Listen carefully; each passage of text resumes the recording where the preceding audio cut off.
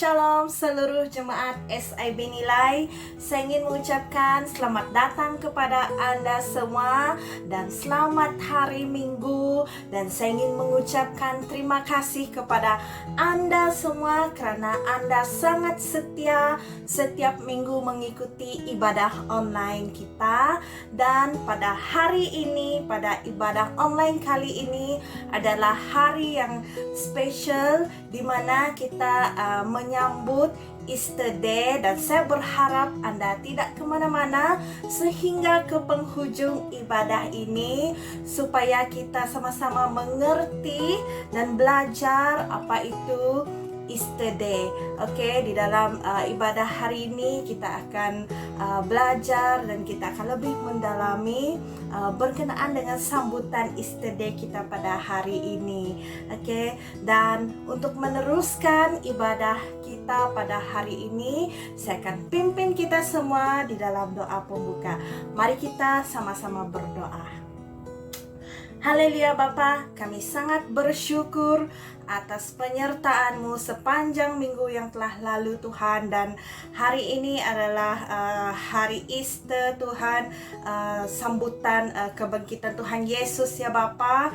Kami ingin mengucap syukur dan berterima kasih ya Bapa atas anugerah-Mu, atas kasih-Mu Tuhan dalam kehidupan kami sehingga hari ini Tuhan.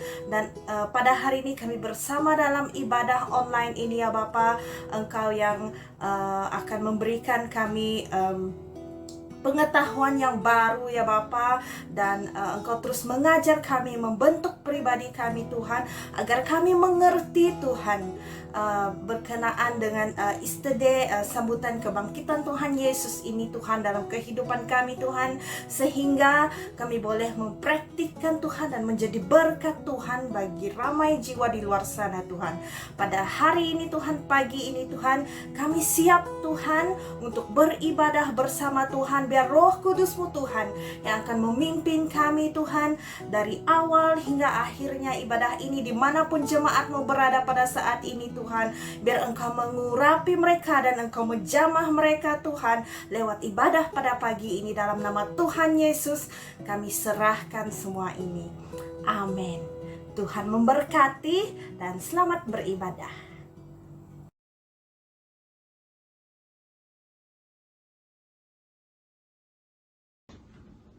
Shalom jemaat Tuhan yang dikasihi, kita sama-sama dapat berkumpul pada pagi ini. Kita merayakan kebangkitan Tuhan Yesus dan kita masuk dalam ruangan pujian penyembahan. Mari kita sama-sama mengangkatkan lagu pujian kita yang pertama, Rayakan Yesus Rayakan.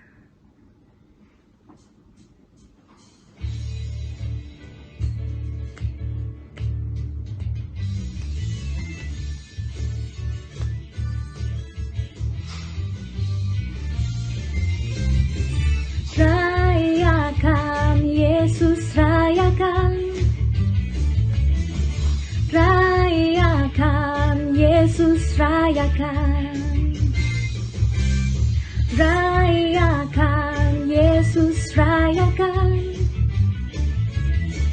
rayakan Yesus rayakan. Dia bangkit, Dia bangkit, Dia hidup selamanya. Dia bangkit, Dia bangkit.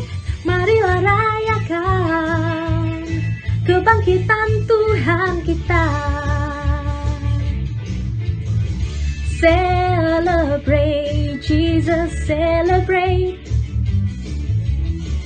Celebrate Jesus, celebrate. Celebrate Jesus, celebrate. Hallelujah. Celebrate Jesus, celebrate. He is risen. He is risen, and He lives forevermore. He is risen.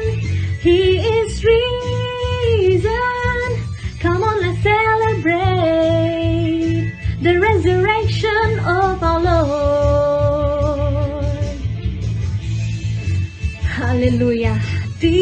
bangkit dan hidup selamanya. Dia bangkit, Dia bangkit. Marilah rayakan, marilah rayakan, marilah rayakan kebangkitan Tuhan kita. Mari jemaat Tuhan, untuk lagu kita yang kedua, kita angkatkan penyembahan. Kemenangan terjadi di sini, dan kita isytiharkan bahwa kebangkitan Tuhan Yesus telah membuat kita menjadi pemenang. Haleluya.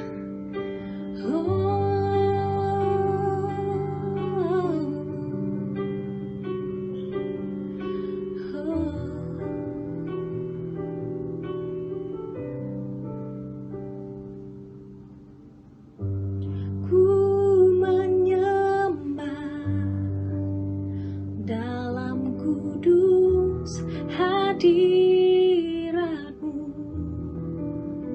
hampiri tata kasih karunia-Mu Bapa.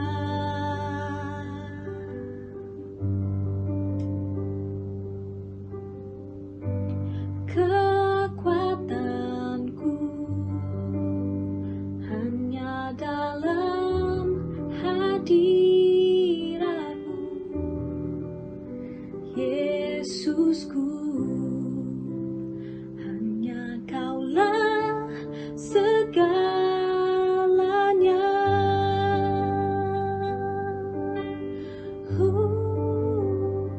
Ku yakin Kau hadir di sini.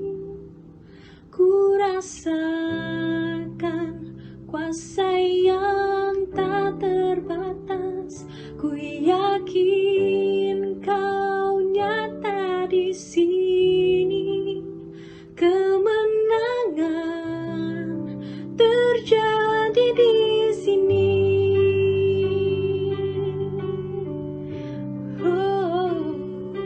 Kita angkatkan lagu ini sekali lagi.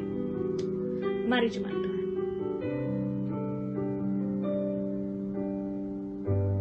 Ku menyembah dalam kudus hadirat-Mu, hampiri tata kasih karunia-Mu Bapa.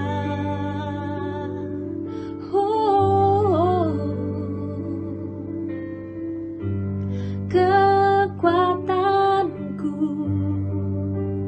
hanya dalam hadirat-Mu, Yesusku. Hanya Kaulah segalanya. Yesus, Kau segalanya. Ku yakin Kau hadir di sini. Ku rasakan kuasa yang tak terbatas. Ku yakin Kau nyata di sini. Kemenangan terjadi di sini. Oh, Kau hadir di sini. Ku rasakan kuasa yang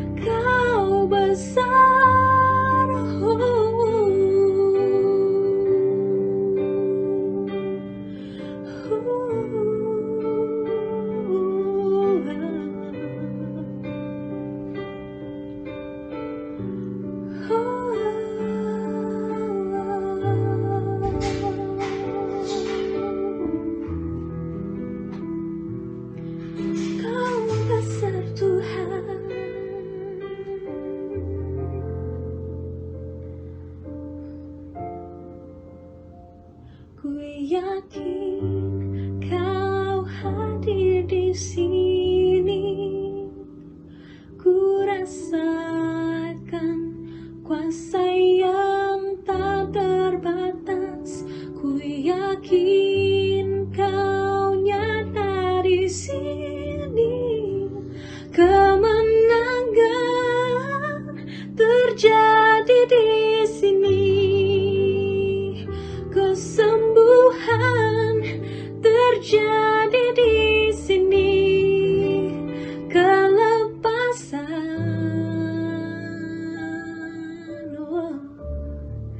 terjadi di sini.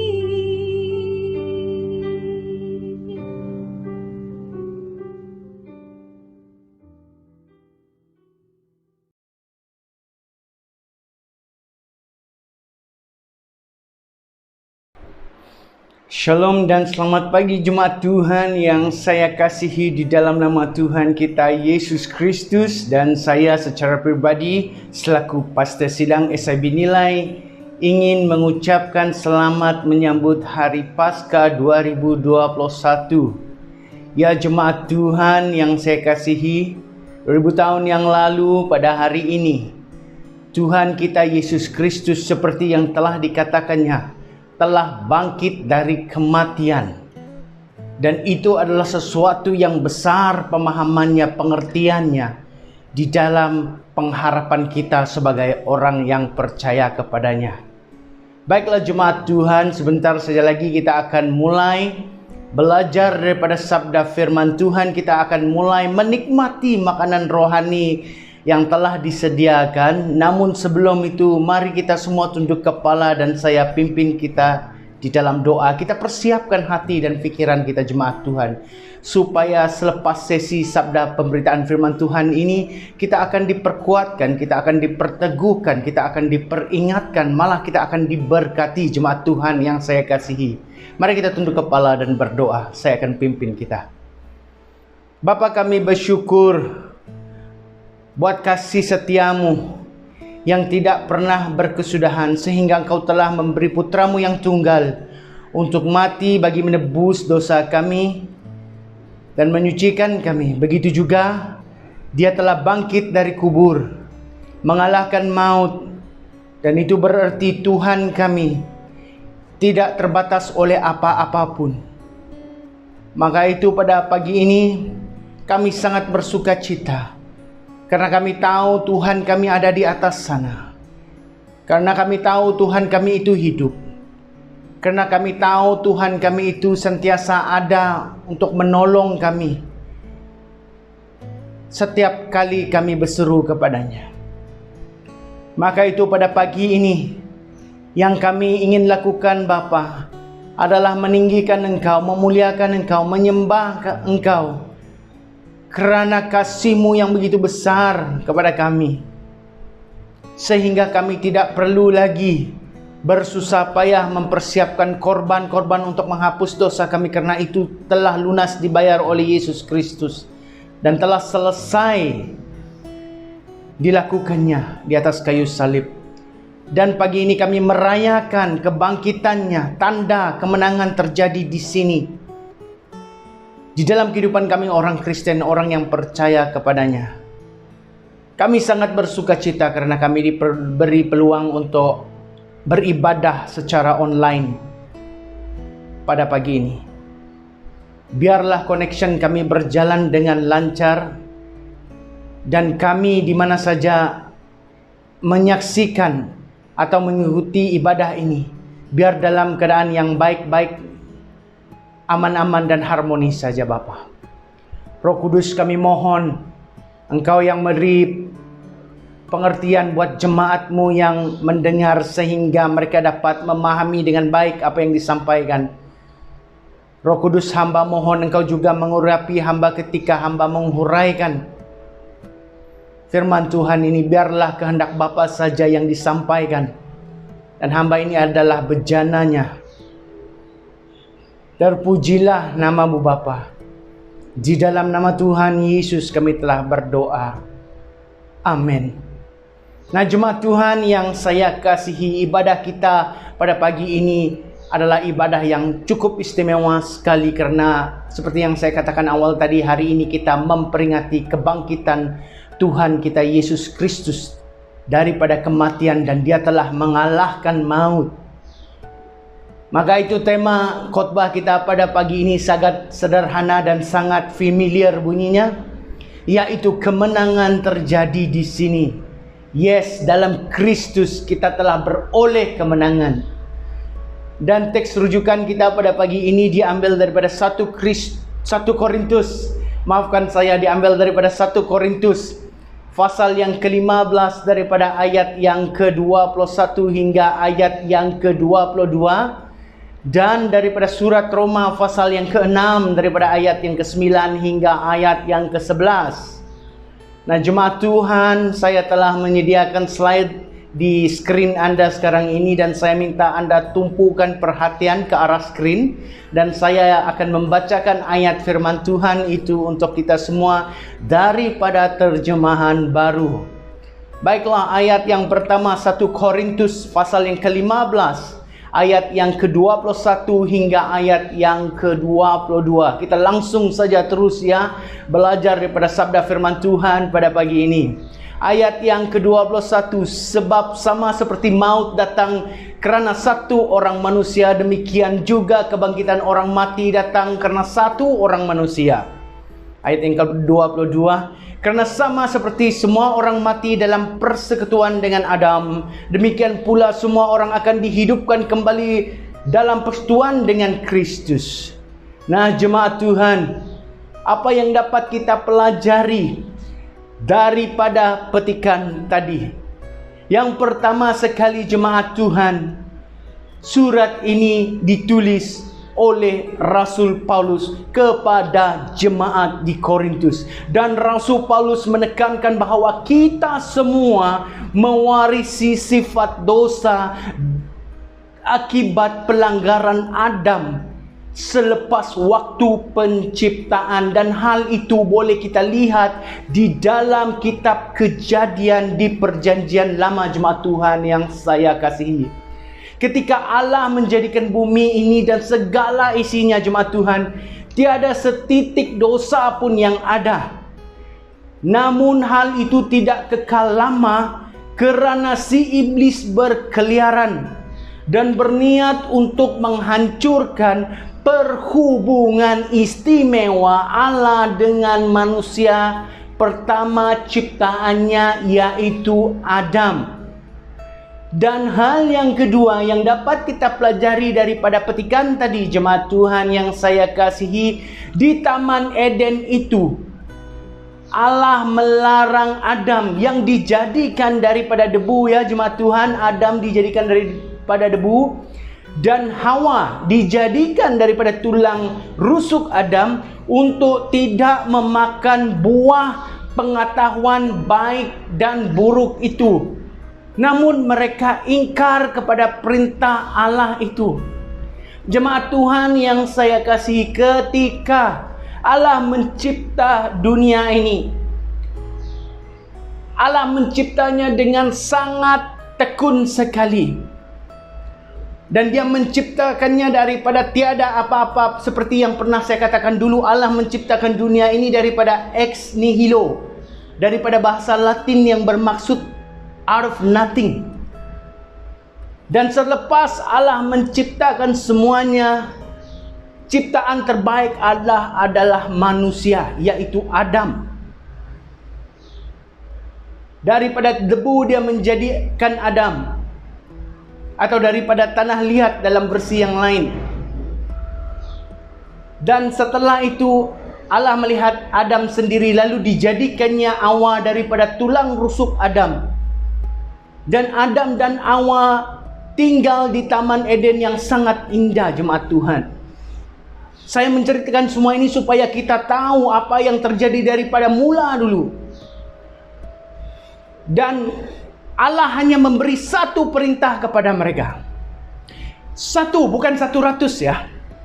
Bukan 1.000 ya. Cuma satu perintah. Dan Allah berkata, jangan kamu makan buah yang ada di tengah-tengah taman ini. Only one instruction, not hundreds or thousands, but they fail to comply. Mereka gagal mematuhi perintah Allah itu. Dan oleh kerana keingkaran dan ketidakpatuhan mereka itu hal yang ketiga kita pelajari pada pagi ini. Oleh kerana ketidakpatuhan dan keingkaran mereka itu, mereka telah bersalah dan berdosa kepada Allah.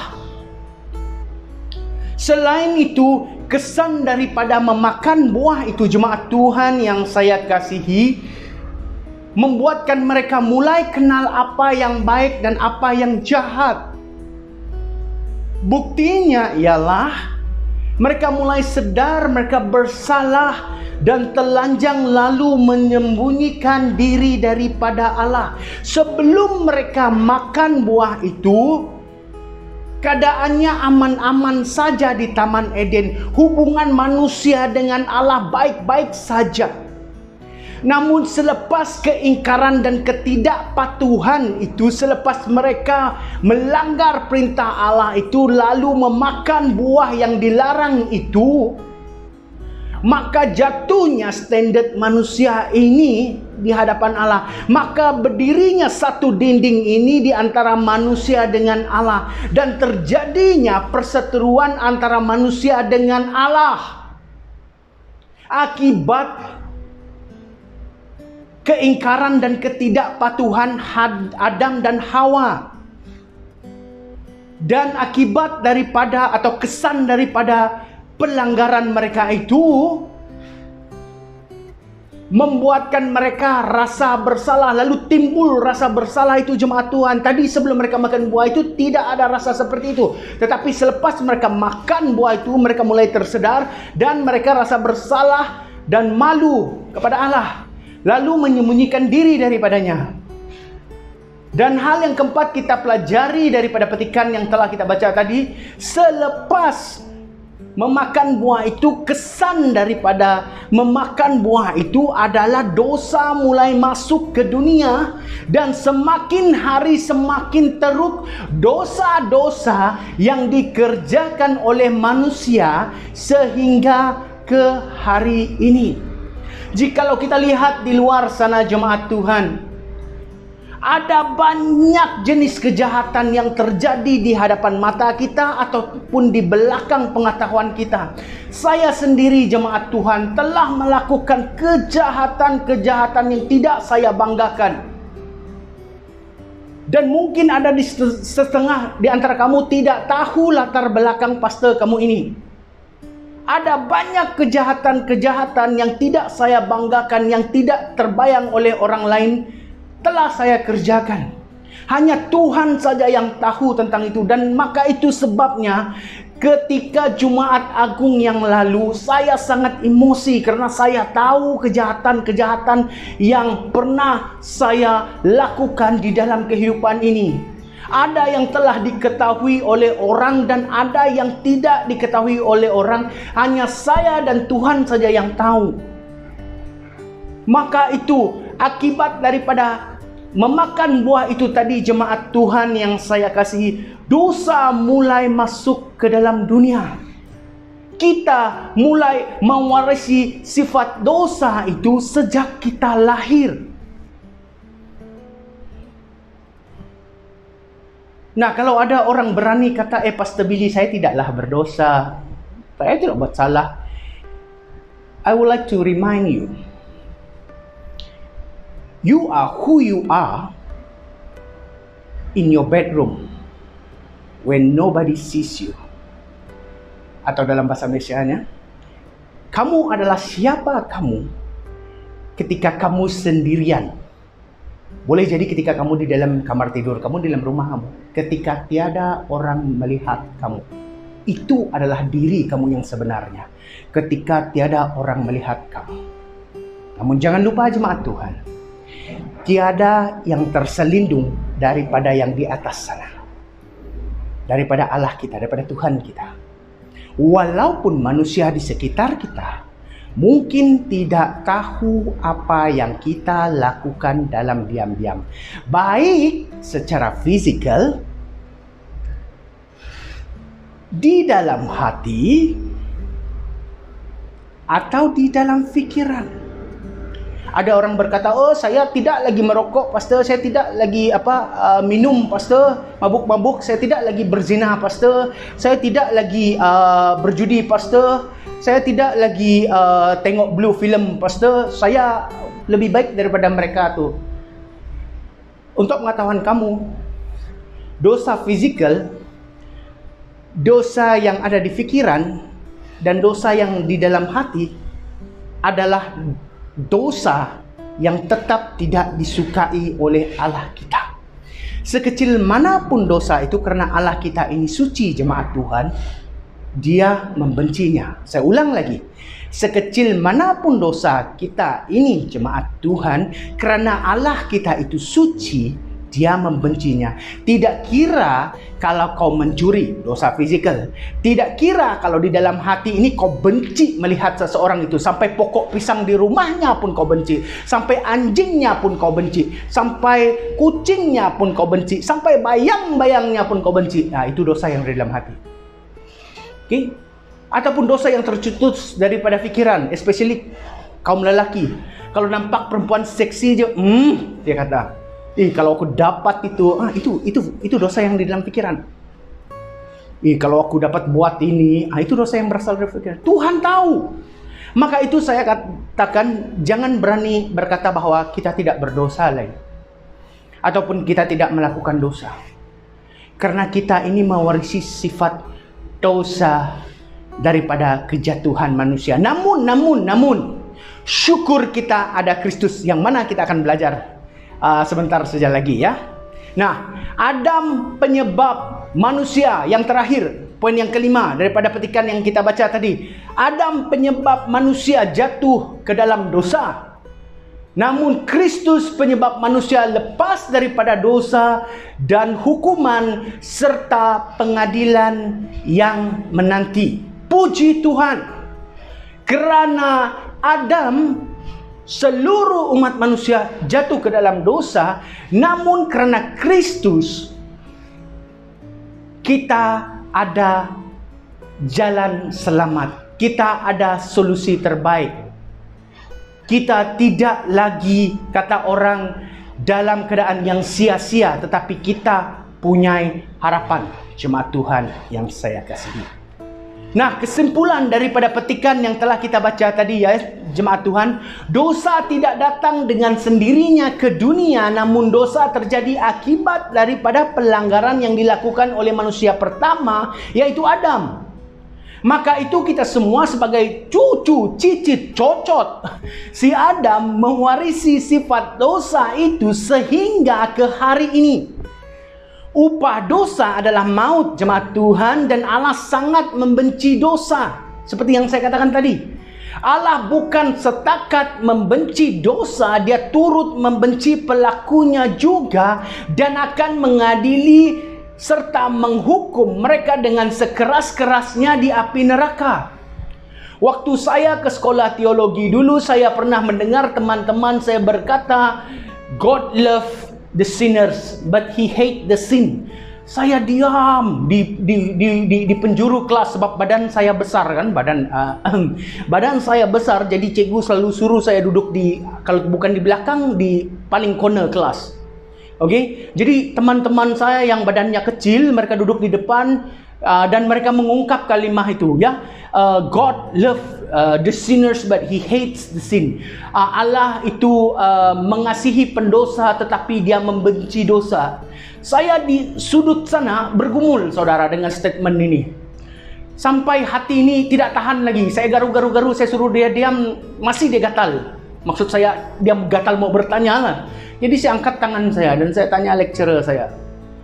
Saya bilang, Sir, doktor, kalimat tadi saya bilang, Allah mengasihi pendosa tetapi membenci dosa. Betul? Dia cakap, ya, dia cakap. Jadi saya mau tanya ini doktor, saya cakap, apa itu Billy? Jangan pandai beranak pertanyaanmu, dia cakap. Sebab saya ini gemar bertanya, ulang-ulang ya, ataupun bertambah-tambah soalan. Jadi saya tanya dia satu soalan mudah sehingga membuatkan dia terdiam seketika.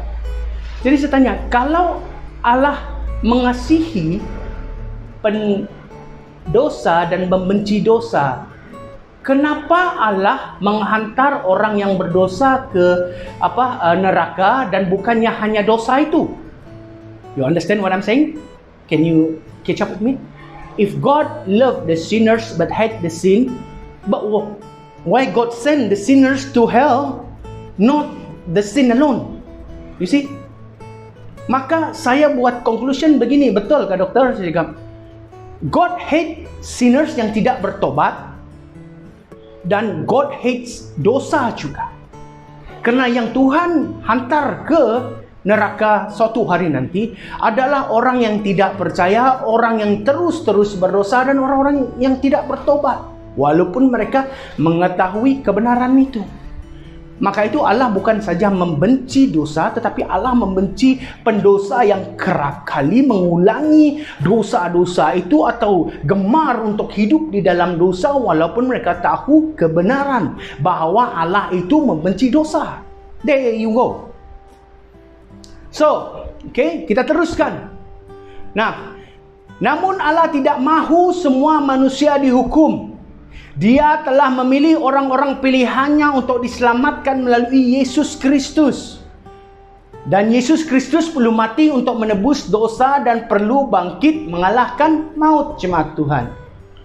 Nah, big question. Seperti biasa ya, di dalam khotbah-khotbah atau style khotbah saya akan angkat satu big question untuk kita fikirkan dengan mendalam. Apakah signifikasi kebangkitan Yesus? Itu big question kita untuk ibadah kebangkitan Ahad ini. The big question. Apakah signifikasi kebangkitan Yesus? Satu di dalam bahasa Inggeris seperti yang dapat Anda lihat di screen ya. The resurrection gives my life meaning, direction, and the opportunity to start over. No matter what are the circumstances.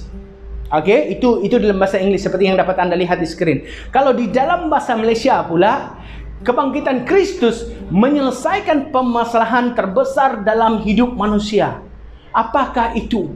Kemenangan di atas maut, jemaat Tuhan yang saya kasihi. Second chance is given to us.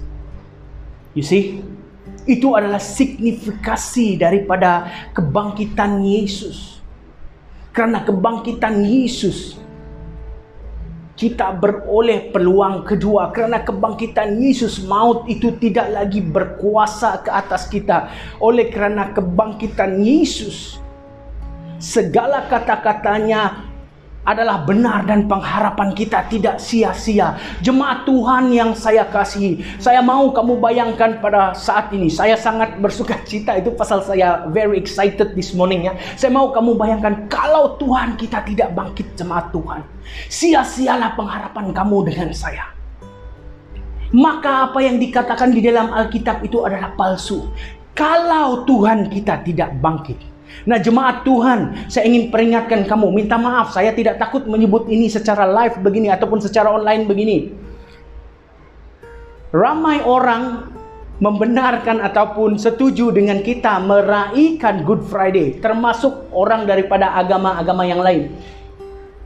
Mereka bersetuju kalau kita sambut Good Friday, karena mereka juga tahu kita menyambut Good Friday ataupun meraihkan Good Friday karena kita percaya bahwa Tuhan kita mati.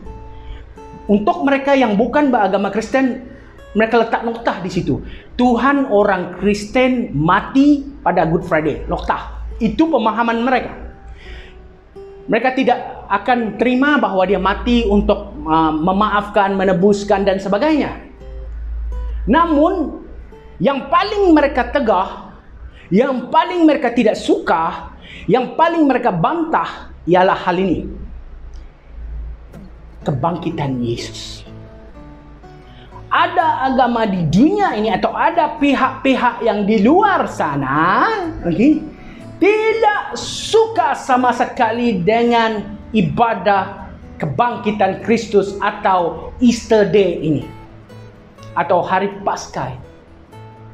Kerana kita percaya bahwa Tuhan kita, Yesus Kristus, yang telah mati dan bangkit pada hari yang ketiga. Sampai ada teori di luar sana, saya kongsi sedikit dengan kamu. Sampai ada teori di luar sana, saya belajar tidak tinggi, cukup sampai master. Jadi saya kongsikan ilmu pengetahuannya, apa yang telah saya pelajari selama ini. Sampai ada dakwaan, sampai ada teori-teori yang mengatakan yang mati di atas kayu salib dulu itu bukan Yesus Kristus, tetapi seseorang yang menggantikannya. Lihat jemaat Tuhan, betapa mereka membenci ideologi kebangkitan Kristus ini. Karena mereka tahu kebangkitan Kristus ini adalah kemenangan bagi orang yang percaya kepada Yesus Kristus. Maka itu pengharapan kamu, iman kamu, dan pengharapan saya, iman saya tidak sia-sia. Karena Yesus Kristus, yakni penebus, juru selamat, dan Tuhan kita, telah bangkit. Dan kita beralih kepada ayat yang kedua, daripada surat Roma pasal yang ke-6. Daripada ayat yang ke-9 hingga ayat yang ke-11. Jemaat Tuhan, saya akan membacakannya untuk kita semua. Karena kita tahu bahwa Kristus sesudah ia bangkit dari antara orang mati, tidak mati lagi. Maut tidak berkuasa lagi atas dia. Sebab kematiannya adalah kematian terhadap dosa satu kali dan untuk selama-lamanya, dan kehidupannya adalah kehidupan bagi Allah. Demikianlah hendaknya kamu memandangnya, bahwa kamu telah mati bagi dosa, tetapi kamu hidup bagi Allah dalam Yesus Kristus. Wow, sangat kuat ayat ini, sangat mendalam ayat ini, penuh dengan maksud-maksud yang tersirat, yang mana kita akan pelajari sebentar saja lagi. So, apakah yang dapat kita pelajari daripada petikan tadi, jemaat Tuhan? Yang pertama, sekali lagi surat ini ditulis oleh Rasul Paulus. Dan Paulus memperingatkan kita bahwa Yesus Kristus tidak mati selamanya, namun bangkit pada hari yang ketiga, seperti yang dikatakan kepada murid-muridnya. Maut tidak dapat mengekang kebangkitan Kristus, yang mana merupakan kemenangan bagi kita orang yang percaya kepadanya. Itu hal yang pertama yang dapat kita pelajari. Dan hal yang kedua yang dapat kita pelajari daripada petikan ini, jemaat Tuhan yang saya kasihi, ialah kematian Yesus bertujuan untuk melunaskan hutang dosa kita terhadap Allah, supaya murkanya tidak menimpa kita, dan kebangkitan Kristus membawa kehidupan kekal bagi kita dalam kerajaan surga suatu hari nanti. Semua yang Yesus kerjakan punya maksud dan tujuan yang hebat dan tak terselami oleh pikiran kita, jemaat Tuhan yang saya kasihi. Nah, hal yang ketiga pula, oleh kerana kematian Yesus Kristus sebagai korban anak domba yang paling sempurna, maka itu lupuslah dosa-dosa dan pelanggaran kita. Manusia tidak dapat menyediakan korban yang sempurna, apatah lagi menyucikan atau menguduskan diri dengan perbuatan sendiri. Oleh yang demikian, itulah sebabnya mengapa Yesus Kristus adalah solusi terbaik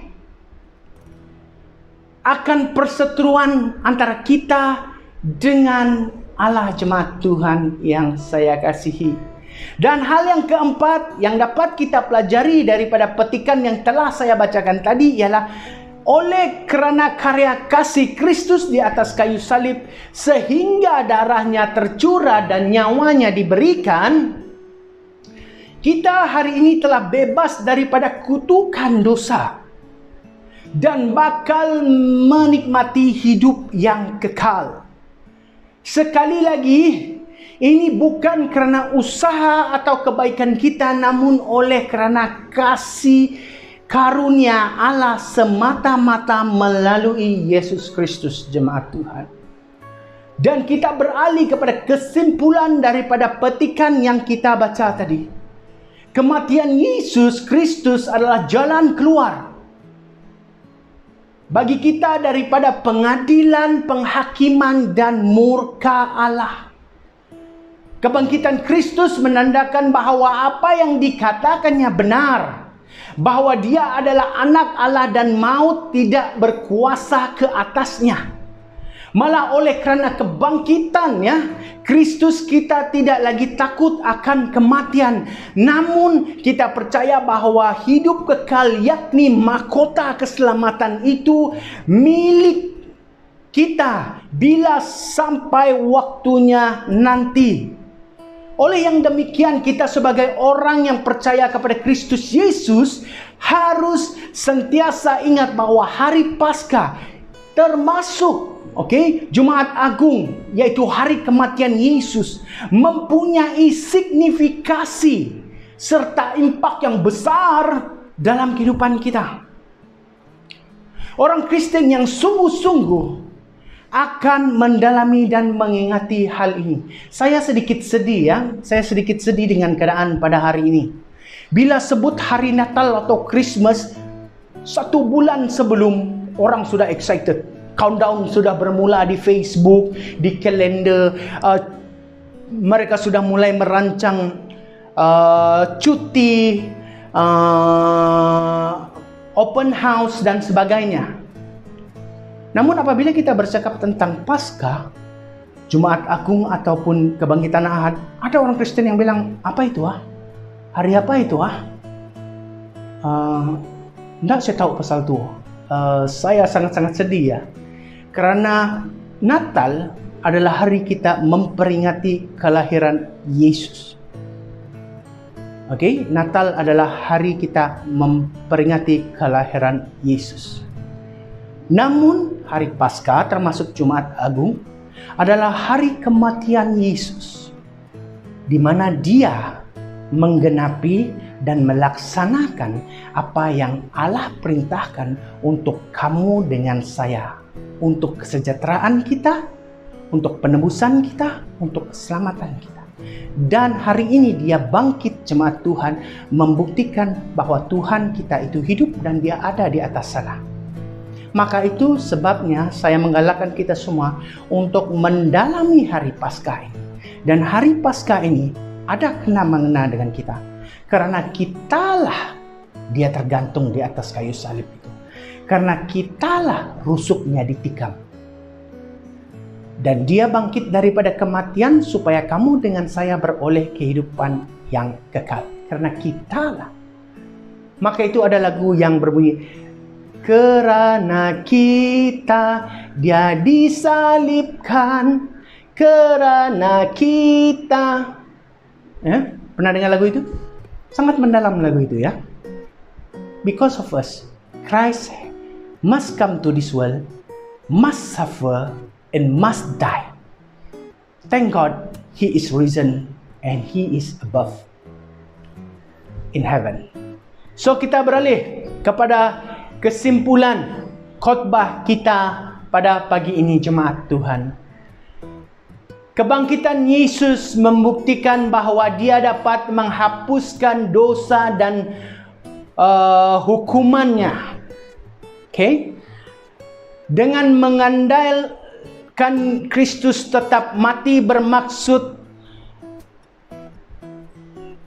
seseorang itu menerima pengertian yang sebaliknya. Minta maaf.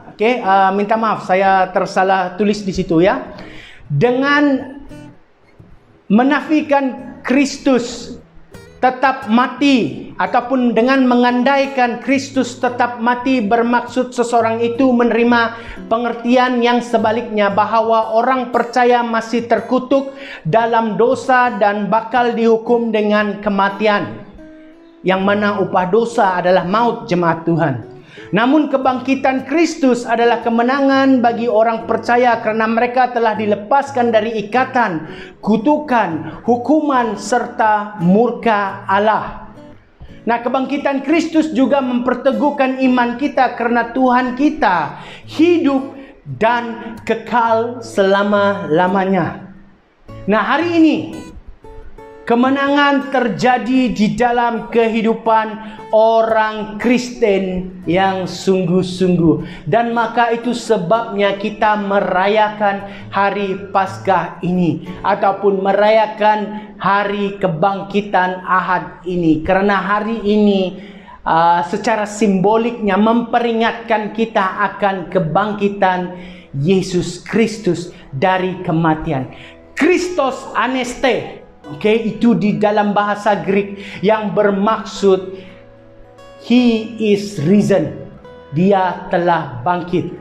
Dan di penghujung khotbah ini saya sediakan sedikit renungan untuk kita ya, dalam bentuk kartun yang seperti Anda dapat lihat di screen ya.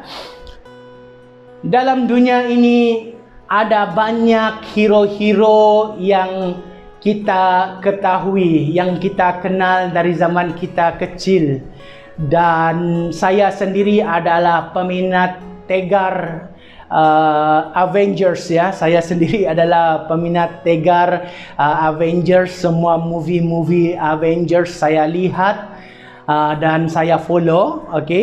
Namun di dalam banyak hero yang ada di dunia ini, jemaat Tuhan yang saya kasihi, tidak kira Avengers, tidak kira DC, tidak kira hero-hero lokal, baik yang secara imajinasi, baik yang secara historical ya. Namun tiada di antara hero-hero yang ada di dalam dunia ini mampu buat apa yang Yesus Kristus lakukan. Maka itu hero kepada orang Kristen, orang yang percaya adalah Yesus Kristus. Dia telah memberikan nyawanya sehingga darahnya tertumpah di atas kayu salib untuk dunia ini. Namun hanya yang percaya kepadanya akan diselamatkan. Dan begitulah dia menyelamatkan dunia ini. And that's how I save the world. Kata kartun itu, yang baju putih itu adalah Yesus Kristus. So ingin saya tutup khotbah pada pagi ini dengan memperingatkan kita bahwa kebangkitan Yesus membuktikan kemenangan terjadi di sini. Di sini yang saya maksudkan jemaat Tuhan adalah di dalam kehidupan kita, di sekitar kita, khususnya di dalam kehidupan spiritual kita. Kemenangan telah terjadi bagi anak-anak Allah, yaitu kamu dan saya. Sampai di sini firman Tuhan. Pada pagi ini sekali lagi saya mengucapkan selamat menyambut hari Paskah buat jemaat SIB Nilai, begitu juga jemaat yang daripada gereja lain yang mungkin sedang menonton bersama pada pagi ini. Tuhan memberkati, jaga diri dan selalu ingat kuasa iblis tidak dapat mengalahkan kita, tidak dapat menguasai kita kalau kita sungguh-sungguh di dalam Kristus, karena kita adalah pemenang. Setiap kita ya, kamu dengan saya adalah pemenang karena Tuhan kita telah bangkit dan menang atas kematian, dan Dia lebih besar daripada segalanya yang ada. Terpujilah nama Tuhan. Mari kita tunduk kepala dan berdoa. Saya akan pimpin kita. Bapa, kami berterima kasih buat sabda firman-Mu yang telah kami dengar tadi. Bapa, kami mohon agar firman itu terus kekal di dalam ingatan kami. Terus akan kami aplikasikan di dalam kehidupan kami dan peringatkan kami sentiasa bahwa kami ini adalah pemenang karena Tuhan kami adalah Tuhan yang menang di atas segalanya, Tuhan yang besar di atas segalanya. Maka itu jangan biar kami punya sifat takut, ragu-ragu, ataupun mudah goyang daripada serangan kuasa iblis ataupun daripada tekanan yang ada di dalam dunia ini. Tapi peringatkan kami bahwa kami punya Tuhan yang berkuasa, Bapa yang senantiasa siap untuk menolong kami, dan Roh Kudus yang senantiasa memimpin kami dalam kehidupan ini. Kami bersyukur buat hari ini, dan kami sangat bersuka cita buat hari ini, karena sekali lagi kami dapat merayakan Hari Paskah walaupun di dalam keadaan pandemik seperti ini. Terpujilah namamu Bapa. Di dalam nama Yesus Kristus kami telah berdoa. Amin. Selamat menikmati minggu yang baru. Tuhan memberkati, dan ingat, berserulah kepada Allah. Mohon kasih setia dan pertolongannya dalam apa saja yang kita tempuhi, lalui, dan hadapi. Puji Tuhan.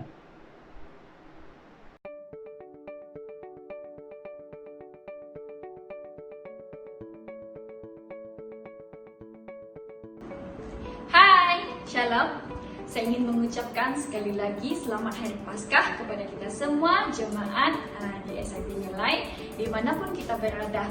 Dan saya percaya kita dalam keadaan yang baik-baik saja, kesehatan yang baik yang Tuhan berikan. Amin.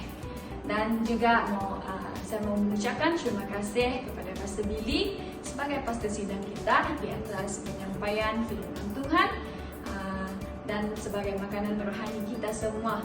Jadi saya percaya kita semua diberkati lewat firman Tuhan tadi. Amin. Jadi sebelum kita mendengarkan info gereja kita, mari saya mau mendukung kita jemaat PSI Nilai untuk tetap berkomitmen dan setia dalam memberi uang persembahan dan persepuluhan. Hal ini karena ini adalah sebagai satu pelayanan kita dan juga tanggung jawab kita sebagai anak Tuhan yang beribadah di gereja kita SIB Nilai. Ini boleh mendukung pelayanan Tuhan di dalam gereja kita. Amen. Jadi kita terus memberi, terus setia memberi, dan untuk menyalurkan uang persembahan dan persepuluhan tersebut, kita boleh rujuk di screen yang tertera sekarang ini di akaun Sis Vivika sebagai bendahara gereja kita. Dan sekarang pertanyaan boleh rujuk dengan beliau. Oke, dan bagi kita yang sudah setia dalam memberi, terima kasih juga saya ucapkan, dan Tuhan Yesus akan senantiasa memberkati setiap keperluan kita. Bahkan yang tidak sempat memberi juga sebelum ini, saya juga berdoa dan saya juga percaya Tuhan Yesus juga memberkati. Oke, dan mari kita terus mendengarkan info gereja kita. So, yang pertama pada minggu ini adalah mengenai pembukaan gereja kita secara fizikal. Ini karena saya percaya kita semua rindu untuk beribadah secara fizikal. Amin. Jadi ini adalah berita baik bagi kita semua, di mana kita akan mengadakan ibadah secara fizikal pada bulan Mei. Tarikhnya kita akan beritahu kelak. Oke. Dan info kita yang kedua pada minggu ini adalah mengenai gotong royong. Seperti yang kita sedia maklum, kita mau membuka ibadah kita secara fisikal, jadi kita perlu ada persiapan di mana kita perlu mengadakan gotong royong bersama setiap hari Ahad. Oke, bermula pada 11 April, oke, pada pukul 3 petang sampai pukul 5 petang di gereja kita. Jadi bagi kita yang berkesempatan ataupun ada free time masa itu, kita boleh datang ke gereja untuk bersama-sama bergotong royong, membuat persiapan untuk memenuhi setiap SOP yang sudah ditetapkan agar kita boleh beribadah secara fisikal. Amin. Jadi kita terus bersemangat bersama, bergotong royong, sambil itu kita akan berfellowship bersama. Dan selepas gotong royong, kita juga ada aktiviti sukan, di mana kita akan mulakan aktiviti tersebut pada pukul 6 petang dan sampai pukul 8 malam di Sport House, Ultimate Sport House yang berdekatan dengan KFC. Okay, so after kita gotong royong, kita boleh bersiap bersama. Lepas tu kita terus pergi beraktiviti sukan. Okay, sama ada futsal ataupun badminton. So kita boleh prepare diri kita masing-masing untuk membawa peralatan seperti pakaian sukan, kasut ataupun raket badminton, ya. Okay. Dan info gereja kita yang ketiga pada minggu ini adalah mengenai pembaptisan. Okay, bagi kita yang mau dibaptis atau rindu untuk dibaptis secara pribadi, kita boleh rujuk dengan pastor sidang, yaitu Pastor Billy. Okay? Dan info gereja kita yang seterusnya adalah mengenai kunjungan pastor. Oke, pastor sidang kita terbuka untuk menerima sebarang lawatan ataupun mohonan doa ataupun sesi counseling bersama pastor sidang kita. So kita boleh maklumkan kepada beliau untuk sebarang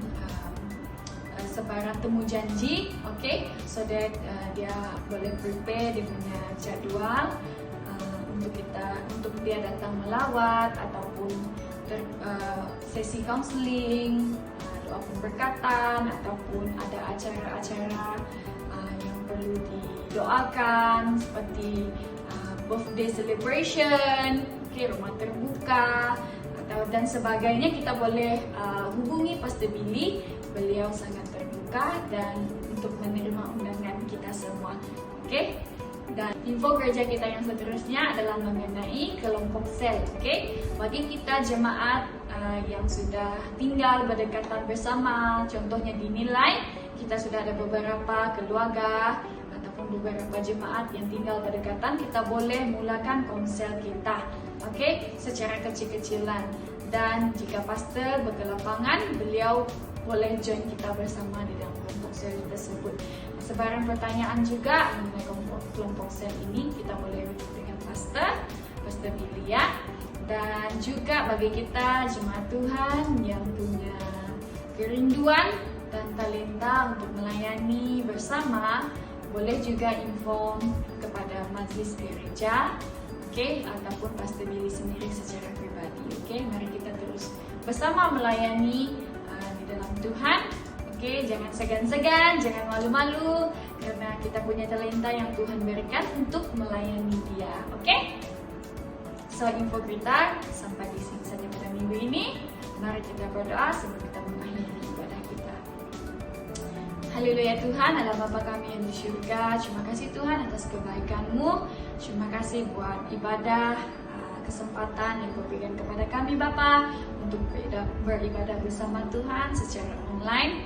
Bapa berkati setiap anak-Mu Tuhan dimanapun mereka berada saat ini, baik yang sedang bekerja, yang sedang beristirahat di rumah, yang sedang study ya Bapa di surga. Engkau memberkati mereka semua Tuhan, biarlah ada kasih-Mu, damai-Mu Tuhan di dalam diri mereka ya Bapa. Berkati setiap keperluan mereka, kepenuhan mereka ya Bapa. Karena Engkau-lah setia yang tidak pernah meninggalkan kami, yang berdaulat atas hidup kami, yang memberkati setiap keperluan kami Bapa. Tuhan, juga kami berdoa bagi minggu yang akan datang ini Tuhan, terus mampukan kami, terus melindungi kami Bapa dalam setiap apa yang kami lakukan, biarlah kami memuliakan Engkau ya Bapa. Terima kasih ya Tuhan, terima kasih Yesus, berkati jemaat-Mu, bungkus kami semua Tuhan dengan kuasa darah-Mu Tuhan. Kuasa kegelapan, roh iblis, sakit penyakit yang juga mengganggu, mengacau kami Bapa, melemahkan tubuh kami berdoa di dalam nama Tuhan Yesus semuanya dipatahkan, dihancurkan Bapa, karena kami milik Engkau, kami berada di dalam naungan-Mu Tuhan. Terima kasih Bapa, doa kami Tuhan, mulia nama-Mu, dalam nama Tuhan Yesus kami berdoa. Amin. Amin, haleluya. Bye, jumpa Anda minggu depan. Tuhan Yesus memberkati.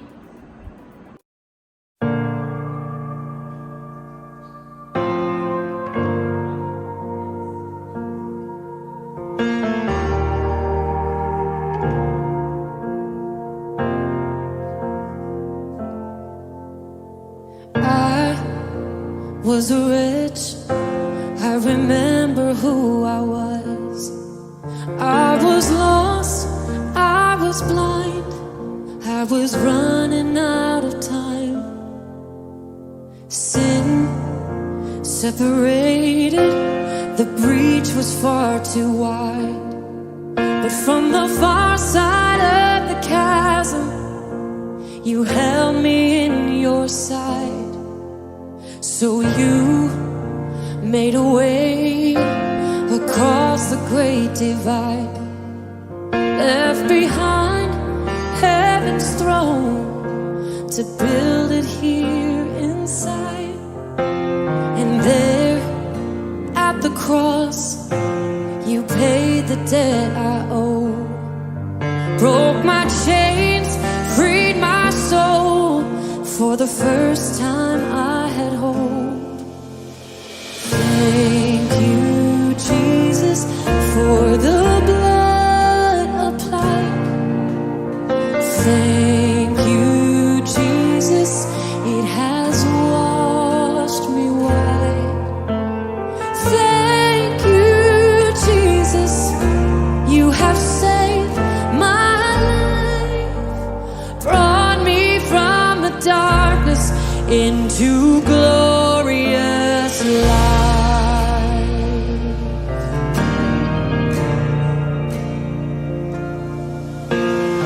You took my place, laid inside my tomb of sin. You were buried for 3 days, but then you walked right out again. And now death has no sting, and life has no end.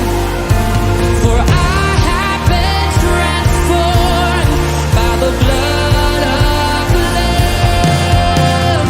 Thank you, Jesus, for the blood applied. Thank you, Jesus.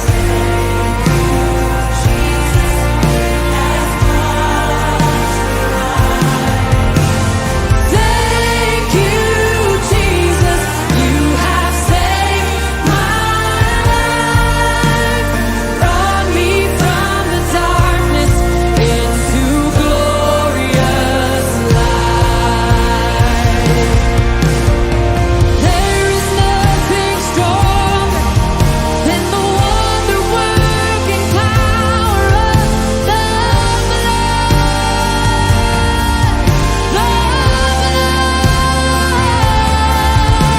That calls us sons and daughters. We are ransomed by our Father through the blood.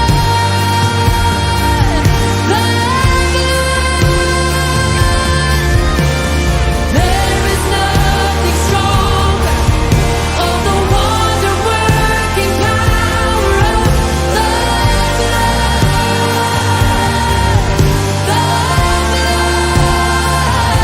that calls us sons and daughters. We are ransomed by our Father through the blood.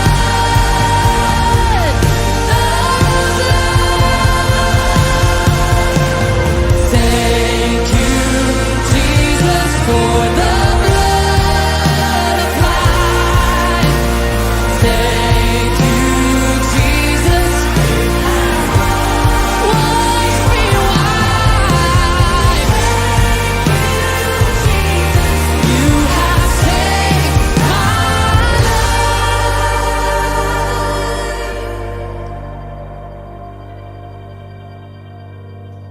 brought me from the darkness into glorious light.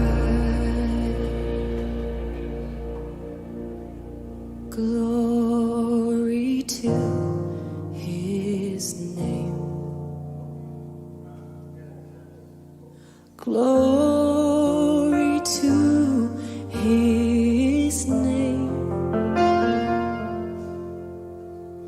There to my heart was the blood applied.